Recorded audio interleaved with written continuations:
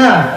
তো সেই শাহপুর দরবার শরীফে 23শে ফেব্রুয়ারি ডক্টর পেয়ার আহমদ বাগদাদি রাদিয়াল্লাহু তাআলা উরুস মোবারক আমরা সবাই হাজিরা দেওয়ার তৌফিক দান করুক, আমিন বলেন। আল্লাহ প্রত্যেককে কবুল করুক, আমিন বলেন। কাকা হুজুর আমাকে দাওয়াত করছে, আমি বলছি ওদিন আমার দুইটা প্রোগ্রাম, যদি আমি রাতে 12টার মধ্যে সারতে পারি বা 11টার মধ্যে সারতে পারি আমি হাজিরা দিব ইনশাআল্লাহ। হুজুর আমাকে ফোনও করেছেন, বলেছেন যে আপনি আসবেন, এবং ওনার সমস্ত পিএস সাহেব ফোন করেছেন।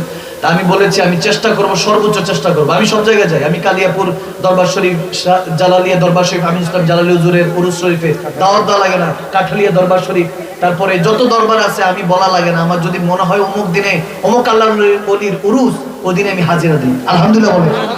ওলি আল্লাহদের সাথে সম্পর্ক রাখলে হাসরের ময়দানে পার করে দিবেন কে? আওয়াজ দেন কে? এই জন্য যাবেন, এটা খাস দিন, উরুস মোবারক একটা খাস দিন। ওই দিন যদি সুযোগ হয়, যদি যাওয়ার তৌফিক হয়, আমি ওই ব্যাপারে আলোচনা করব। আর দ্বিতীয়ত এই মাহফিলটা আগামী বছর হবে